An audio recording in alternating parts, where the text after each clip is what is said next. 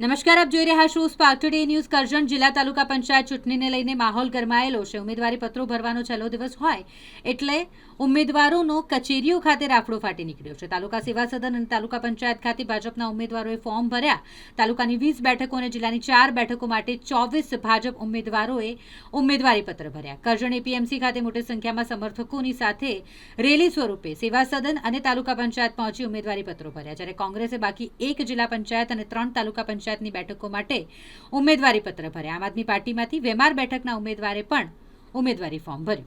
આગામી સ્થાનિક સ્વરાજની જે ચૂંટણી યોજાનારી છે ત્યારે કરજણ તાલુકા પંચાયત અને કરજણ તાલુકામાં આવતી જિલ્લા પંચાયતની ચૂંટણી માટે આજે અમારા ભારતીય જનતા પાર્ટીના તમામ ઉમેદવારોએ એટલે કે કરજણ તાલુકા પંચાયતના 20 બેઠકો માટે 20 ઉમેદવારોએ ઉમેદવારી પત્ર ભર્યા છે, જ્યારે 4 જિલ્લા પંચાયતની બેઠક કરજણ તાલુકામાં આવે છે એમાં પણ 4 ઉમેદવારોએ ભારતીય જનતા પાર્ટીના ઉમેદવારોએ આજે ઉમેદવારી પત્રો ભર્યા છે।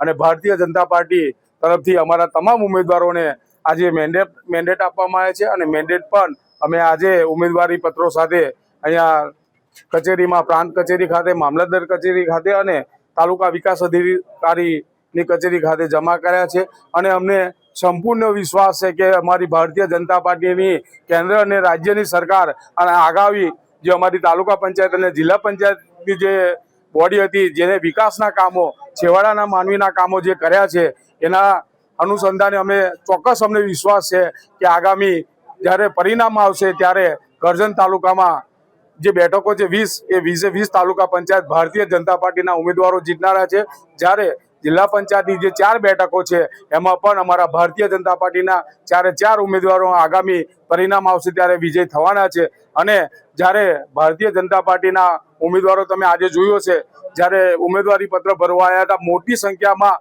લોકોનો ઉત્સાહ અને પ્રેમ એટલો બધો હતો કે ભારતીય જનતા પાર્ટીના તમામ ઉમેદવારોને એ લોકોએ અમને વિશ્વાસ પણ અપાયો છે। ગામે ગામ એવો પ્રતિસાદ પણ મળી રહ્યો છે કે ભારતીય જનતા પાર્ટીના તમામ ઉમેદવારો આગામી જ્યારે પરિણામ જાહેર થશે ત્યારે વિજય થવાના છે। આ વિસ્તારમાં અમારા સંસદ સભ્ય ધારાસભ્ય શ્રી અક્ષયભાઈ પટેલે પણ જે વિકાસના કામો કર્યા છે એ વિકાસના કામોની વાતો લઈ, તાલુકા પંચાયતના અને જિલ્લા પંચાયતના કામોની વાતો લઈ, રાજ્ય સરકારના કામોની વાતો લઈ, કેન્દ્ર સરકારની વાતો લઈ આગામી દિવસોમાં અમારા ઉમેદવારો માટે અમે ગામડે ગામડે છેવાડાના માનવી સુધી મત માંગવા માટે અમે જવાના છે।